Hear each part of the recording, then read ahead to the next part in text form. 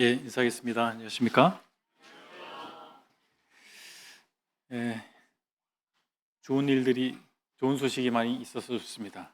예, 좋은 소식과 나쁜 소식 중에서 어, 좋은 소식을 우리는 기뻐하기 마련인데, 복음이라고 하는 말이 그런 뜻 아니겠어요? 복음. 우리가 복음 안에 있다고 하고 복음을 전한다는 말을 하는데, 복음이란 말이 사실 뭐 복된 소식 뭐 이렇게 말할 수도 있고 좋은 소식 그렇게 얘기할 수도 있겠습니다. 그런데 그 말의 정의가 사람마다 좀 다르게 다가오는 것 같아요. 다르게 표현되는 것 같아요. 왜냐하면 복음주의라고 하는 그룹 안에 있는 사람들의 삶과 사역의 모습을 보면 그 복음의 내용이 다른가 이런 생각을 갖게 하더라고요. 왜냐하면 삶의 형태가 그 믿는 바를 드러내 주지 않겠어요? 복음을 믿고 있다면, 그리고 복음 안에 있다면 어떠해야 할까라고 하는 우리가 기대를 갖게 되는데 기대에 미치지 못하는 경우를 보기 때문에 그렇습니다. 그렇다면 참된 복음이 뭔지, 참된 복이 뭔지에 대해서 혹시라도 오해하고 있지 않을까 이런 염려를 갖게 되는 것이죠. 복이라고 한 말을 우리가 축복이라는 말로 사용하기도 하더라고요. 원래 축복이라는 말은 복을 기원한다라고 하는 뜻인데 뭐 사람들이 쓰면 언어는 바뀌기 마련이니까 축복을 그냥 복 자체로 얘기하는 경우도 있습니다. 우리가 복음 안에 있다면, 그리고 복음적인 삶을 살기 위해서는 참된 복, 참된 축복이 무엇인지 반드시 확인할 필요가 있겠습니다. 오늘은 마가복음 강의 14번째 시간으로 마가복음 6장 14절로 29절의 말씀을 통해서 참된 축복에 대해 생각해 보는 시간 갖도록 하겠습니다. 성경 마가복음 6장을 펴시고요. 제가 14절부터 16절까지를 먼저 읽겠습니다. 14절입니다. 이에 예수의 이름이 드러난지라 헤롯 왕이 듣고 이르되 이는 세례 요한이 죽은 자 가운데서 살아났도다. 그러므로 이런 능력이 그 속에서 일어나느니라 하고, 어떤 이는 그가 엘리야라 하고 또 어떤 이는 그가 선지자니 옛 선지자 중에 하나와 같다 하되, 헤롯은 듣고 이르되 내가 목벤 요한 그가 살아났다 하더라.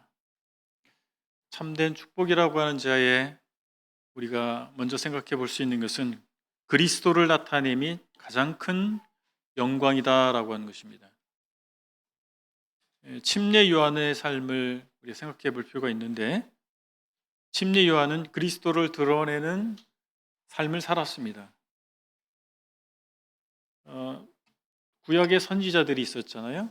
마지막 선지자라고 얘기할 수 있습니다. 선지자는 먼저 안 사람 뭐 이렇게 얘기할 수도 있는데, 사실 모든 선지자들은 예수 그리스도께서 오실 것에 대해서 준비하는 역할을 했다고 볼 수 있겠습니다. 구약은 먼저 주어진 계시로서 신약의 앞에서 신약을 예비하는 그런 역할이 있기 때문에 구약에 속한 선지자들은 메시아로 오실 예수 그리스도에 대한 예표자 역할을 했다고 볼 수가 있겠죠. 그렇다면 마지막 구약적 선지자라고 한다면 침례 요한을 얘기할 수 있겠습니다. 이 본문, 방금 읽은 본문에서 말하는 이 헤롯이 침례 요한이 바로 예수님으로 다시 부활한 것이다 이렇게 생각을 했잖아요. 그것을 볼 때 요한이 바로 예수님을 잘 그 생애 가운데서 드러냈구나 이런 생각을 갖게 되죠. 본문을 다시 돌아가 보면 헤롯이라고 하는 사람이 나오는데, 신약성경 복음서에 헤롯이 여러 군데 등장합니다. 근데 같은 사람이 아니에요. 여기서 등장한 헤롯은 헤롯 안티바스입니다. 헤롯 안티바스는 주전 4년부터 주후 39년까지 갈릴리와 베레아, 요단강 동편에 있는 지역입니다. 베레아는 그 지역을 다스리던 분봉왕이었습니다.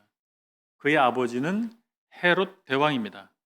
헤롯 대왕은 예수님께서 탄생할 때 그가 나의 정적이 될 수 있겠다 싶어서 베들레헴에서 2살 이하에 태어난 2살 이하 아이들은 다 죽이는 유아 학살을 행했던 사람이 헤롯 대왕이고, 헤롯 안티바스는 그 아들입니다. 이 안티바스가 예수님이 활동하고 있는 것을 전해 듣고 나서 이 반응을 보인 거예요. 많은 사람들이 예수님에 대해서 이러쿵저러쿵 말이 많았는데, 첫 번째 생각은 침례 요한이, 헤롯이 죽인 침례 요한이 다시 살아난 것이 아니냐, 이런 생각이었어요. 두 번째는 엘리야, 유대인들이 가장 능력 있는 선지자 중에 하나로 생각했던 엘리야가 현현한 것이다, 이렇게 보는 사람들이 있었고, 세 번째로는 선지자 중에 하나다, 그냥 옛날에 활동했었던 여러 선지자들, 그런 선지자로서 이 사람이 나타났다, 이렇게 생각했습니다. 그런데 헤롯 안티바는 자기가 목베어 죽인 요한이 살아난 것으로 생각했던 거예요.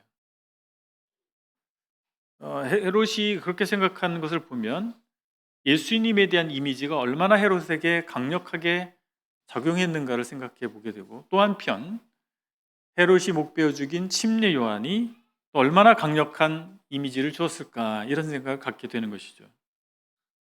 아까 말씀드린 것처럼 침례 요한의 생의 목적, 생의 역할은 그리스도를 예표하는 것이었습니다. 그리스도를 드러내는 것이었어요.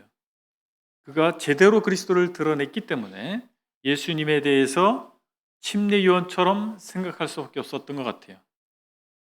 그래서 그의 삶을 생각해 보면 성공적이었다. 그를 부르신 하나님에 대해서, 하나님의 부르심에 대해서 그는 성공적으로 역할을 수행했구나, 이런 생각을 갖게 되는 것입니다. 우리도 그래야 하지 않겠습니까? 우리도 정말 우리 생애 가운데에서 그리스도를 나타내야 되지 않겠습니까? 우리가 무엇이 복된 삶이다 라고 정해야 할까요? 우리 주변에 있는 이웃들이 생각하는 것과 같은 복을 우리가 동일하게 추구한다 할 것 같으면, 복의 의미를 그들과 같은 의미로 생각한다 할 것 같으면 우리가 구별될 것이 없어요. 우리는 그리스도를 살아내도록 부름받은 사람이다라고 하는 사실을 기억해야 될 필요가 있습니다. 그리스도인이라고 하는 명칭을 안디옥에서 예수 믿는 사람들이 별명으로 붙여졌는데, 그것이 세월이 지나서 예수 그리스도를 믿는 모든 사람들 지칭하는 말이 됐잖아요.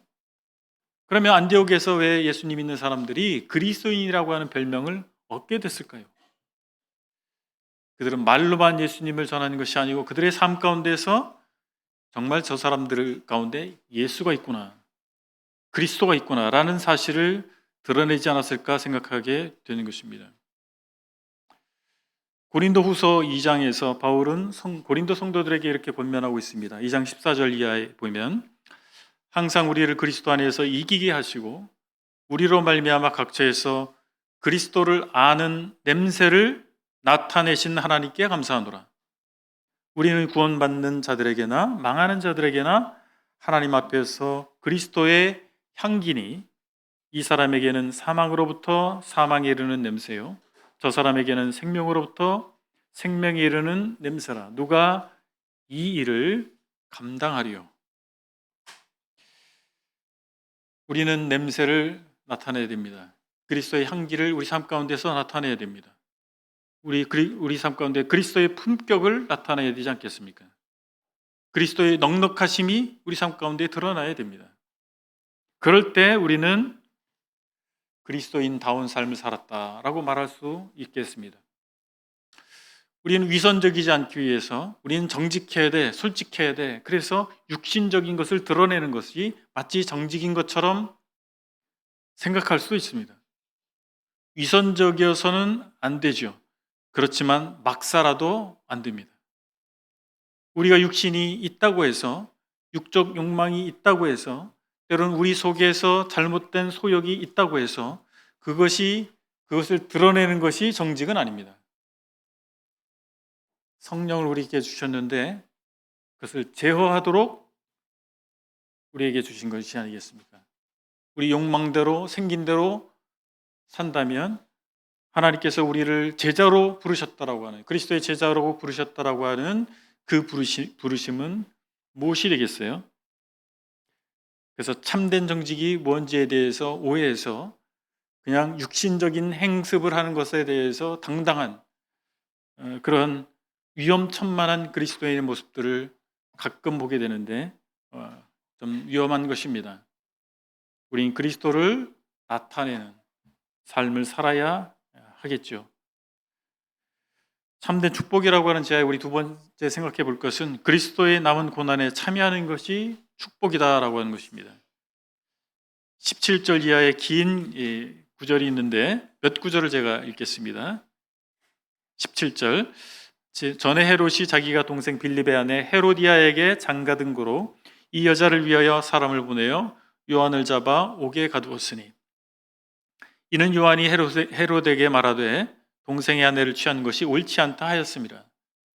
19절, 헤로디아가 요한을 원수로 여겨 죽이고자 하였으되 하지 못한 것은 헤롯이 요한을 의롭고 거룩한 사람으로 알고 두려워하여 보호하며 또 그의 말을 들을 때에 그게 번민을 하면서도 달갑게 들음이러라. 여기까지 읽었습니다. 성경을 좀 읽어보신 분들은 이 스토리를 아십니다. 헤롯이 자기 동생인 빌립의 아내와 결혼했어요. 있을 수 있는 일입니까? 빌립 먼저 이혼하고 헤롯도 이혼하고 결혼한 것은 맞지만 이것이 가한가? 누군가를 사랑하기 위해서는 국경도 넘고 죽음도 초월하기 때문에 불륜도 정당화될 수 있는가? 요즘에 그런 얘기들이 많이 나오고 있습니다만 그때는 율법이 있던 시대잖아요. 율법에서 금하고 있는 내용이잖아요. 요한이 이것을 지적했어요. 침례 요한은 우리가 아는 것처럼 아주 거침이 없는 분이었습니다. 거침없는 생애를 굵고 짧게 살다 가신 분이에요. 그래서 두려울 게 없었어요. 권력자 앞에서도 그가 잘못됐다라고 말할 수 있는 사람이었습니다. 그 당사자인 헤로디아가 화가 나서 침례 요한을 죽이고 싶었던 거예요. 그런데 헤롯 안티바는 죄악된 사람이었지만 침례 요한을 두려워했어요. 그의 배후에 하나님이 계신 것 같다. 이런 생각을 했던 거예요. 그래서 오히려 옥에 가둬서 보호하려고 했던 겁니다. 왜냐하면 암살도 당할 수 있는 것이고 그렇기 때문에. 그런데 헤로디아가 침례 요한을 죽일 방책을 생각해낸 겁니다. 이제 잔치를 벌이게 됐는데 자기의 딸인 살로메에게 너는 가서 잔치 자리에 가서 춤을 춰라. 아마도 살로메가 평상시에 춤을 잘 췄던 것 같아요. 레슨을 받았는지 모르겠지만 그래서 이 잔치 자리에 가서 헤롯이 주관하는 이 잔치 자리에 살로메가 등장해서 아주 화려한 춤을 췄던 것 같아요. 요즘 아이돌 댄스를 저리 가라 뭐 췄던 것 같아요. 그러니까 사람들이 막 호응이 장난이 아니었던 겁니다. 그러니까 헤롯이 흥분해서 야, 너 훌륭하다. 네가 원하는 것 다 주겠다. 내 나라의 절반이라도 주겠다. 사실 허풍이죠. 헤롯은 그런 권한이 없었어요. 로마의 속국이었고 그냥 분봉한 자리를 겨우 지키고 있었던 건데 허풍을 떨었어요. 근데 중요한 것은 그가 한 말이에요. 책임지지 못할 말을 했던 것이죠. 살로메가 엄마한테 와서 물었어요. 왕께서 저걸 이렇게 얘기하셨는데 뭘 구할까요?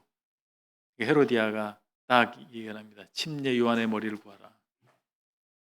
그래서 침례 요한을 참수해서 머리를 가져옵니다. 바로 이 이야기예요. 이렇게 비극적 이야기인데 성경에 왜 이런 이야기가 기록되어 있을까라고 하는 것입니다. 우리에게 주는 교훈은 무엇이냐면 세상이나 사람에게 기대하면 실망한다라고 하는 거예요.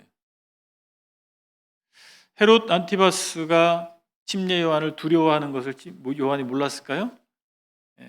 알았겠죠. 굉장히 두려운 가운데서 그를 오히려 보호하려고 했지만 그의 마음이 바뀌어버렸잖아요. 그리고 요한을 죽이고자 하는 곤모술수가 아주 수면 밑에서 이루어지고 있었지 않습니까? 그렇습니다. 사람은 악합니다. 죄성을 가지고 태어나기 때문에 그렇습니다. 그래서 자기의 욕구를 정당화시키기 위해서 수단과 방법을 가리지 않을 수 있습니다. 우리가 살고 있는 세상은 안타깝게도 우리가 기대하는 바처럼 반드시 정의가 승리하지 않는 세상이고, 선인이 대우를 받지 못하는 세상이라고 하는 것입니다. 그래서 어릴 때 꿈을 꺾고 나서 아이들에게 기대를 저버리게 할 수는 없지만, 어쩌면 우리가 살아가야 하는 이 세상은 그런 세상이라고 하는 것을 인정할 수밖에 없습니다. 왜냐하면 이 세상은 공중의 권세 잡은 자라고 표현된 사탄 마귀의 영향 가운데 있기 때문이고, 그리고 이 세상에 태어난 모든 사람들은 아담으로부터 죄성을 물려받아서 언제라도 조건만 맞으면 그것이 싹이 나고 열매 맺을 수밖에 없는 사람들이라고 하는 것입니다. 사람들은 애초에 못된 마음을 먹고 우리에게 접근할 수도 있고, 처음에는 그렇지 않았지만 우리를 선대하는, 우리가 친숙한 친교를 나누는 그런 사람이었지만 중간에 마음이 바뀌어서 우리를 어렵게 할 수도 있습니다. 우리가 이 주변에서 보면 낭패를 당하는 사람들을 봅니다. 근데 그들이 낭패를 당하는데 아주 먼 사람들로부터 그렇게 어려움을 겪는 것이 아니고, 그들에게 가장 가까운 사람, 가장 믿을 만한 사람들로부터 배신을 당하고 사기를 당해서 낭패를 당하는 경우를 많이 보지 않습니까? 가장 믿었던 친구가, 선후배가, 심지어는 가족이 등에 칼을 꽂는다, 이런 말을 하잖아요, 세상에서. 그렇습니다. 이것이 우리가 살고 있는 세상의 현실이에요. 우리는 세상에서 사회생활이라는 걸 해야 됩니다. 세상에서 떠나서 저 산속으로 들어가서 수도원을 세워서 그곳에서 기도와 말씀 묻는 것만 하겠다, 우리끼리 모여서 자급자족하면서 신앙촌을 건설해서 살아야 되겠다, 주님의 뜻이 아니지 않습니까? 세상 속으로 가라고 말씀하시고 땅끝까지 가라고 주님 말씀하셨어요. 어떻게 해요? 복음을 들고 가라라고 말씀하신 겁니다. 그래서 우리의 목적은 세상 안으로 들어가서 복음을 증거하는 것입니다. 그러나 세상으로부터 선대받을 기대를 하고 가는 것이 또 아니고, 세상에 동화되려고 가는 것이 아니고, 세상에 들어가서 잘 먹고 잘 살려고 가는 게 아니라는 사실이에요. 그래서 우리는 세상을 의지하거나 세상에 있는 우리 사역의 대상, 복음 전도의 대상을 의지하는 어리석은 선택을 하지 말아야 될 것입니다. 오직 주님을 의지해야 됩니다. 많은 사람들이 실망하는 이유는, 낭패를 당하는 이유는 기대하지 말아야 할 대상에게 기대를 하기 때문에 그렇습니다. 우리 세상에 있는 것들을 많이 생각해 보세요. 큰 기업일 수도 있고, 또 뭔가 큰 돈을 벌 수 있는 수단일 수도 있고, 그 안에 속한 모든 것들이 많은 사람들에게 기대를 갖게 하는 것이 사실입니다. 그러나 우리는 하나님의 관점으로 세상을 봐야 됩니다. 성경의 관점으로 세상을 봐야 됩니다. 하나님의 관점으로 볼 때 그것은 유한한 것이고 일시적인 것에 불과하고, 진정한 기대할 만한 것이 안 된다라고 하는 것을 알게 되죠. 그래서 기대하지 말아야 할 것에 기대를 하기 때문에 실망하는 것입니다. 그러나 우리 하나님께서는 하나님의 종의 수고를 보상하시는 분이세요. 침례 요한의 참수당하는 것을 우리가 보면서, 이 이야기를 보면서 한편으로 분노할 수도 있습니다. 또 다른 한편으로 낙담할 수도 있어요. 정의로운 사람이 불법적 처형을 당하는 것에 우리는 분노할 수 있고, 그러한 사람을 보호하지 아니하시는 하나님에 대해서 실망할 수도 있습니다. 그렇다면 침례 요한은 실패한 개혁자이고 하나님으로부터 버림받은 종이었나요? 여러분 어떠세요? 예요, 아니에요? 집에 가서 생각해 봐야 아시겠어요?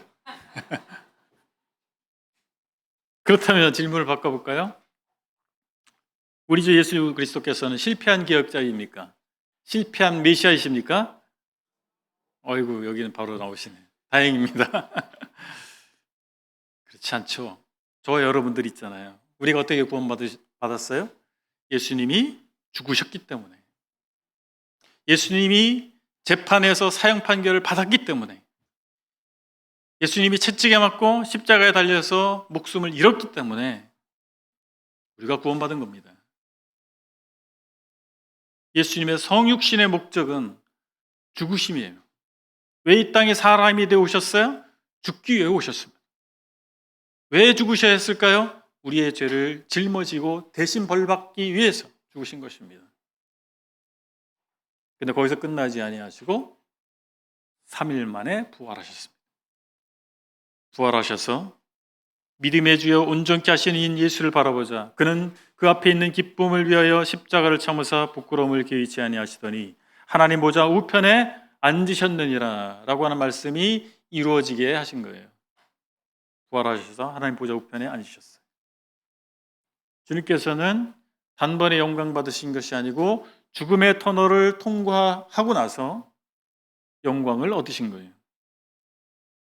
복음서가 알려주는 제자도는 결코 화려하고 영광스럽지 않습니다. 더러운 귀신을 제어하는 권능을 받았다고 해서 천하무적이 되는 게 아니에요. 어떻습니까? 사도들은 더러운 귀신은 권능을 제어하는 능력을 받았고 우리는 못 받아가지고 우리가 요 모양 요 꼴로 그렇게 사는 건가요? 그렇지 않습니다. 사도들 대부분이 순교했습니다. 귀신을 내쫓는 권능을 받았는데 병도 고치는 권능도 받았는데 왜 본인들은 순교했나요? 이 말입니다. 하나님의 통치에 격렬하게 저항하는 세력이 있기 때문에 하나님 나라를 전파하는, 하나님 나라에 충성하는 사람들은 고난을 면할 길이 없다는 사실입니다. 그들은 어떻게든 하나님 나라를 전파하는 자들을 죽이고자 노력하고 그들을 망하게 하려고, 그들이 더 이상 그 일을 하지 못하게 하려고 권모술수를 꾸미는 세상입니다. 물론 우리 이웃들이 그런 생각까지 하지 않을 거예요. 그러나 그들의 배후 가운데에서 하나님 복음을 대적하는 그들의 마음의 배후에 바로 사탄이라고 하는 이 악한 세력의 권모술수가 있다고 하는 사실입니다. 그래서 복음을 선포하는 제자들은 자신의 사명을 수행하다가 죽을 수도 있는 그 일을 각오하지 아니하면 그 길을 갈 수 없다라고 하는 것입니다. 우리가 하나님의 종이라면 그리스도의 고난에 참여하는 자들입니다. 베드로 사도는 베드로전서 4장 12절 이하에서 이렇게 말씀하고 있습니다. 사랑하는 자들아, 너희를 연단하려고 오는 불시험을 이상한 일 당하는 것 같이 이상히 여기지 말고 오히려 너희가 그리스도의 고난에 참여하는 것으로 즐거워하라. 이는 그의 영광을 나타나실 때에 너희로 즐거워하고 기뻐하게 하려 함이라. 너희가 그리스도의 이름으로 치욕을 당하면 복 있는 자로다. 영광의 영 곧 하나님의 영이 너희 위에 계심이라. 베드로는 세상에서 받는 고난이 오히려 복이라고 가르친 것 아니겠습니까? 우리 모두는 이것을 하나님의 시각으로 봐야 됩니다. 하나님께서는 당신의 종들에게 세상이 주지 못하는 것들을 주셨어요. 그 보상을 준비하고 계십니다. 성경에는 많은 면류관이 등장합니다. 면류관은 고대 올림픽에서 승리자에게 주는 관이었어요. 승리자의 승리를 축하하고 그에게 영광을 주는, 승리의 영광을 주는 관이었습니다. 성경에 많은 면류관이 나오는데 생명의 면류관 들어보셨죠? 믿는 자들이 그 믿음 안에 있는 생명력으로 견뎌갈 수 있는 삶을 살 때 주는 면류관. 썩지 않을 면류관은 경주에서 믿음으로 승리하는 자에게 주어지는 관입니다. 영광의 면류관은 목자의 삶을 산, 목자의 일을 훌륭하게 수행한 목회자들에게 주는 면류관입니다. 의의 면류관은 하늘 왕국에 속한 것들을 위해서 싸우는 그 전쟁에서 승리한 이기는 자들을 위해서 예비된 관입니다. 하나님께서 우리에게 하나님을 섬길 수 있는 기회를 주신 것만으로도 복이라고, 그래서 그것을 위해서 고난받는 것이 오히려 복이라고 사도 베드로가 가르쳤는데, 우리 주님께서는 우리에게 또 다른 축복을 예비하고 계신 것입니다. 그 나라에 갔을 때 하나님께서는 우리에게 면류관을 씌워주실 것을 예비하고 계신 것이죠. 자, 참된 축복이라는 지하에 우리 세 번째 살펴볼 것은 종은 부르신 대로 헌신할 때 가장 빛난다는 사실입니다. 자, 27절로 29절을 제가 읽겠습니다. 27절입니다. 왕이 곧 시위병 하나를 보내어 요한의 머리를 가져오라 명하니 그 사람이 나가 옥에서 요한을 목베어 그 머리를 소반에 얹어다가 소녀에게 주니 소녀가 이것을 그 어머니에게 주니라. 요한의 제자들이 듣고 와서 시체를 가져다가 장사하니라. 하나님의 부르심은 다양합니다. 동일하지 않아요. 요한의 제자들이 요한의 시체를 가져갔잖아요. 이 모습을 보면서 하나님의 나라를 선포한, 회개의 메시지를 선포한 침례 요한이, 하나님의 종인 침례 요한이 죽임당한 이 장면에서 많은 사람들이 악이 세상을 주관하는 것처럼 생각할 수 있습니다.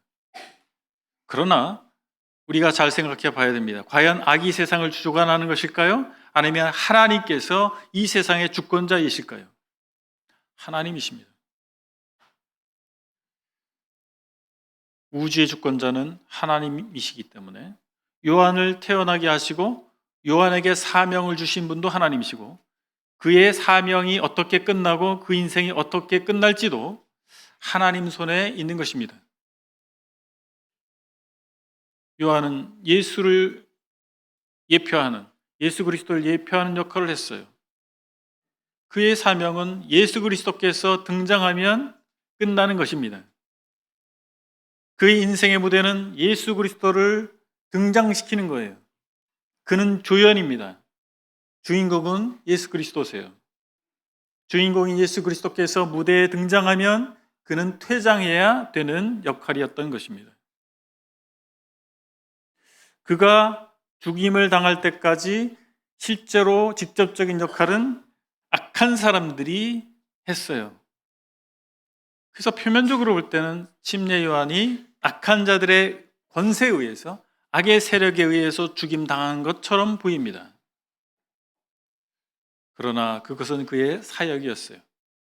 그의 역할이었습니다. 침례 요한보다 훨씬 더 존재감이 적었던, 그리고 무대에 잠깐 등장하는가 싶더니 사라졌던 한 사람이 있습니다. 아리마대 출신 요셉이에요. 예수님께서 십자가에 달려 죽으셨을 때 예수님은 이단자로 몰려서 죽었고, 로마에 대항하는 반정부 인사로 몰려서 죽은 거예요. 유대인에게서나 로마인에게서나 누구로부터 환영받지 못한 죽음을 한 것입니다. 누가 장사 지낼 거예요?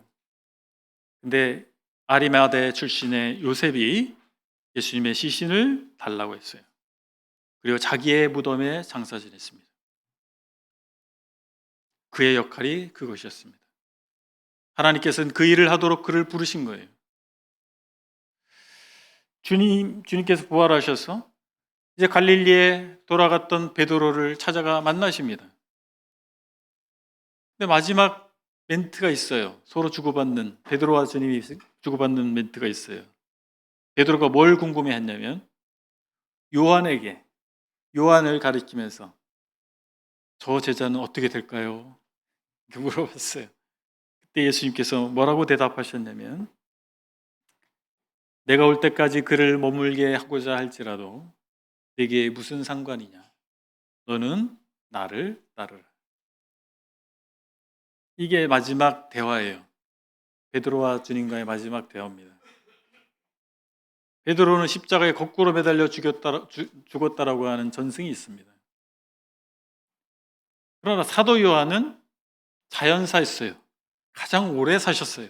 다른 사도들은 다 순교했어요. 사도 요한은 순교한 게 아니에요. 90살이 넘게 살았습니다. 요즘에도 90세 넘으면 장수잖아요. 그게 궁금했던 것 같아요, 베드로는. 요한이 오래 살 것처럼 보였나 보죠?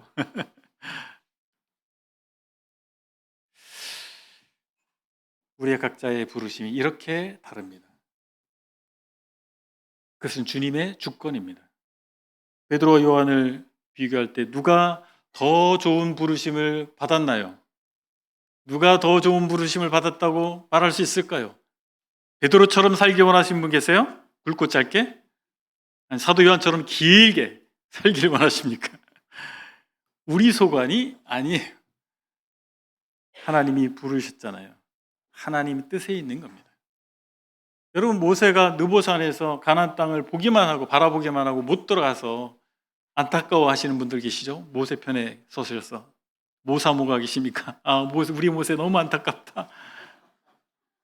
그 땅에 가라고 가려고 이 고생을 했는데 거기서 바라만 보고 못 들어가고 너무 안타깝다. 근데 이 다른 시각이 있을 수 있다는 거 생각해 보셔야 돼요. 가나안에 들어간 이스라엘 백성들이 무슨 일을 겪었죠? 처음에 여리고성 무너질 때는 좋았어요. 근데 아이성 앞에서 어떻게 됩니까? 떼죽음을 당했어요. 그 후에 수많은 일들이 벌어집니다. 만만치 않아요. 오히려 모세가 그 꼴 안 보고 거기서 주님 나라 간 것이 다행이다. 이렇게 볼 수도 있습니다. 우리 각자의 부르심도 비교의 대상이 될 수 없습니다. 하나님의 부르심대로 우리는 충성하면 되는 것이죠. 타인과 비교해서 우월감을 가질 필요도 없고 열등감을 가질 필요도 없습니다. 하나님의 부르심대로 순종하는 것이 축복입니다. 아멘? 네. 우리가 하나님 부르심에 충성할 때, 각각의 부르심에 충성할 때 그 충성을 기준으로 보상하시는 분이 우리 주님이세요. 달란트의 비유가 있잖아요. 마태복음 25장에서 오늘 만찬 시간에도 한 형제님이 그 말씀 인용했는데 달란트는 어떻습니까? 달라요. 주어진 게 달라요. 5달란트, 2달란트, 1달란트 다릅니다. 근데 문화의 비유를 보면 같은 거를 주셨어요.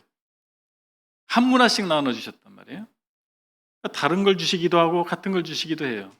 그래서 하나님께서 우리에게 주신 것은 다른 것도 있고 같은 것도 있어요. 뭐가 다르고 뭐가 같을까요? 부르심의 구체적 내용은 다릅니다. 은사도 달라요. 역할도 다릅니다. 이 서청주 교회 안에서 저의 역할이 있고 또 형제 자매님들 각기 역할이 있잖아요. 다르죠? 근데 같은 게 있어요. 혹시 25시간을 받은 분 계세요? 25시간을 사시는 분 계세요? 없어요. 누구에게나 공평하게 24시간이 주어집니다.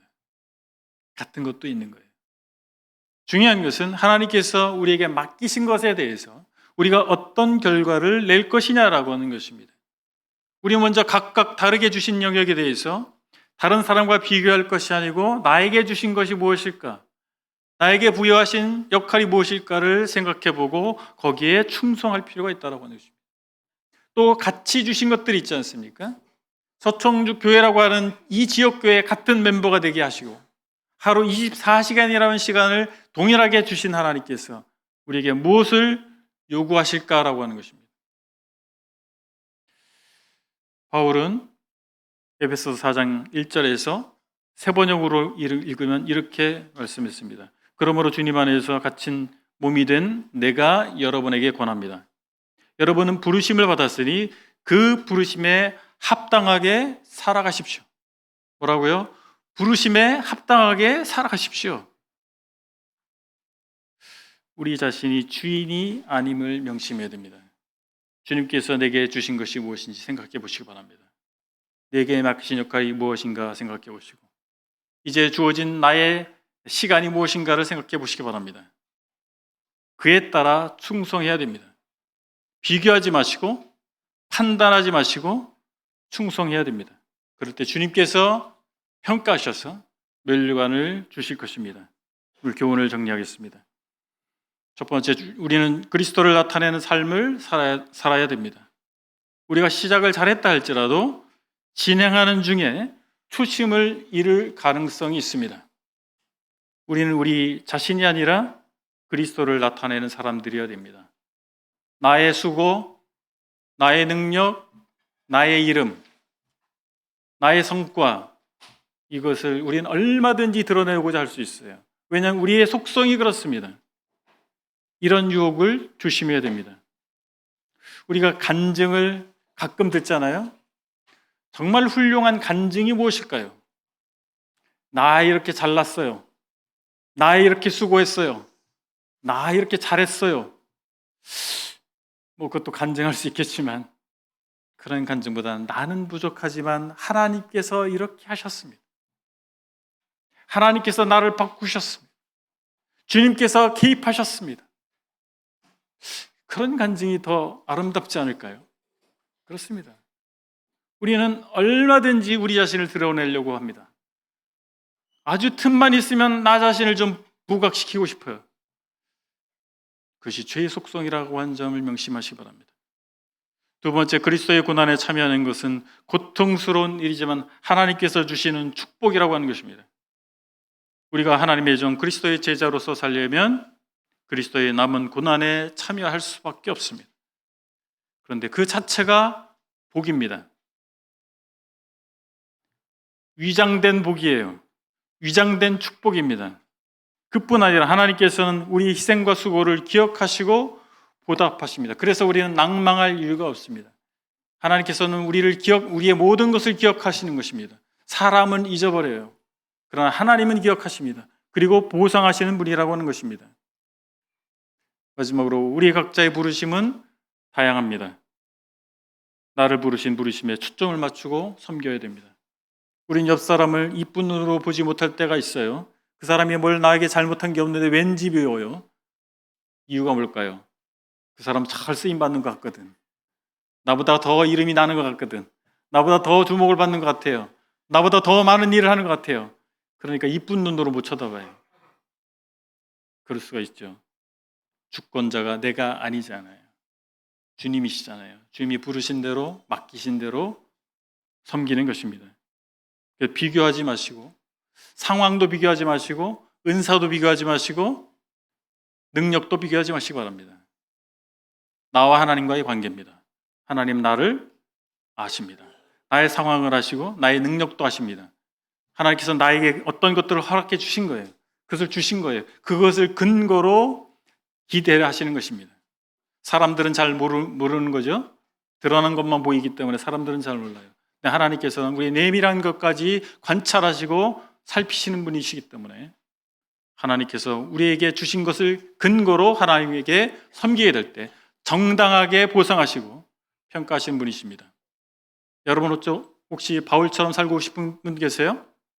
침례 요한처럼 살고 싶은 분 계세요? 되게 유명하니까 그렇게 살고 싶으세요? 패키지로 배달될 겁니다. 고난이 배달될 거예요.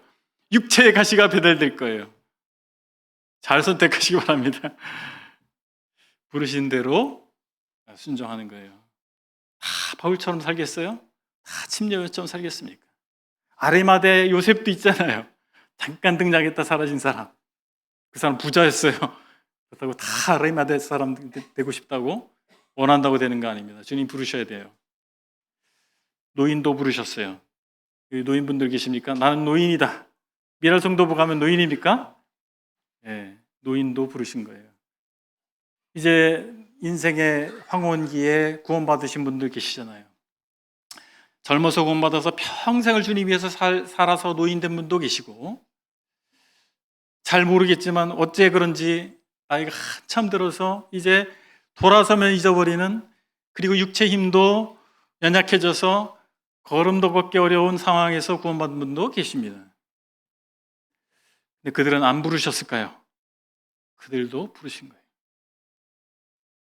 젊은이와는 다른 상황입니다. 많은 것을 할 수는 없어요. 그래도 하나님께서 부르셔서 무언가를 기여하도록 기대하고 계실 겁니다. 어떤 달란트를 주셨을 거예요. 동일한 24시간을 주셨다는 사실을 잊지 마시기 바랍니다. 함께 찬양하시겠습니다.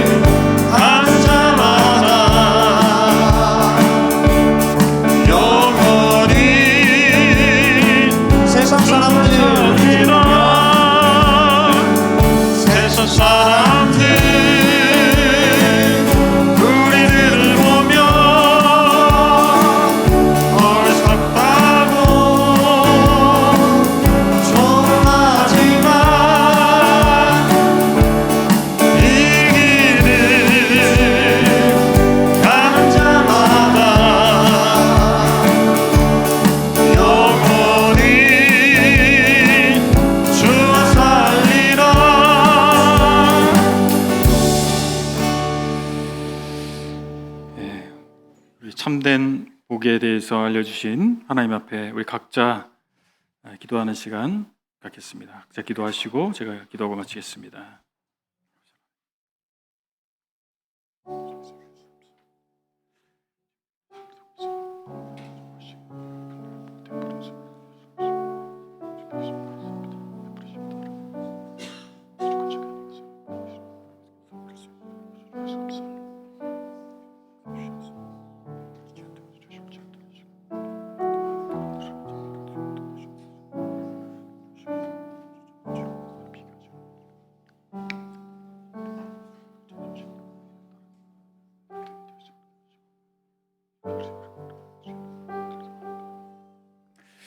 아버지 하나님, 저희 삶에 때로는 이해하기 어렵고 감당이 어려운 고난이 있음을 고백합니다. 그러나 불신 세상이 하나님의 종을 대적하고 정의를 대적한다는 사실을 기억합니다. 저희가 의를 행하다가 낙심하지 않기를 원합니다. 짐여환이 순교의 피를 흘렸듯이 하나님의 부르심에 충성했듯이 저희도 그러한 영성을 갖기를 소망합니다. 하나님의 부르심을 바라보고 그 부르심대로 쓰임받는 저희 각자가 되기를 원합니다. 저희 교회가 되기를 원합니다. 하나님 감사합니다. 예수 그리스도의 이름으로 기도했습니다. 아멘. 감사합니다.